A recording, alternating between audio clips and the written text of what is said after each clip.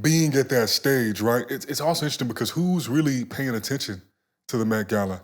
All the people that will never have the capability to tax the rich because they don't even make enough money because they're sucking on the thumb that is the media that is watching everyone that is rich.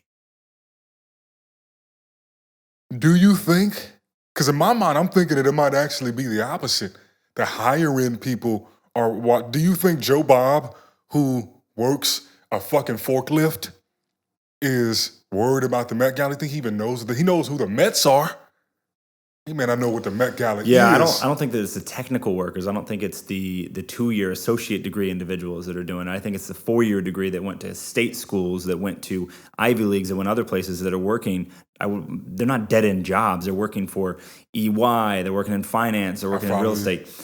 They're making 50 to 80, 90K. Yeah, and they're blowing most of it on car payments and where they live. Yeah, but they're doing that, and they're also the ones that are sitting there tweeting, live tweeting from Met Gala, from the VH1 Awards, from MTV Awards, from all of this stuff. They're soaking in pop culture, and I would say less than 5% of them are even journalists. Yeah, okay. I can get behind that. I can agree with that. So then, in a way, god damn, this devil advocate shit is difficult. So in this instance, I asked that to think about the audience of who's actually even going to see that message. Because it'd be one thing to take that to the Bilderberg meeting, but at the same time, they give less than a fuck about that.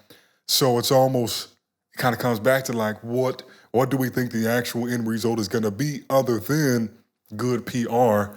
Because if these people aren't even in the category, is it the idea that, okay, this is a voting constituency, these people are active, they take their civic duties real seriously, they believe very, very much so that what they check off at the ballot will lead to long-term changes and solutions.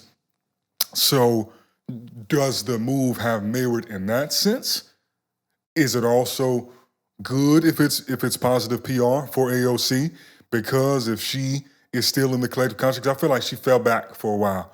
You know what I mean? Going into the election, not this one that just happened, but the one prior was kind of like the peak of her in collective consciousness, and then it kind of dwindled down. Well, she had someone to attack. She's not going to attack the sitting president. They sit on the same side. They're on the same wing. Like, that doesn't make any sense. I think that it's interesting that she would do that. Now, I am not naive to think that this was to actually help anyone but herself. I'm not naive to think that, she would do this and smirk and smile while all of her, let's call them servants, but they're assistants. Let's call them servants. All of them in all black wearing masks. Why are they all wearing masks? Yeah. Why are they off to the side? Why are they holding onto the trail of your dress? Why are you there without a mask on if COVID is ravaging the United States? But I think that goes back to its hypocrisy. But I really think, regardless, that AOC doing that just further increases the divide for people that are ideologues for either party. Because I think that there's very few people that truly sit in a place where they're more apolitical and they're more critical thinking. Because I think that there's ideology that like, people vote party these days and have for a while. Yeah, long time. War on terror, et cetera, et cetera. People vote party. People vote not for what's best for them. They've been sold that they just need to support their party, even if they don't agree with 72% of what's going on, because it's their party. And if their party is there, they'll be more good than bad. Yeah. I think that comes back to people really not thinking for themselves at all. But she got a hell of a lot of PR. She's been trending on Twitter for a week and a half. We sitting here in this motherfucker talking about it. Yeah.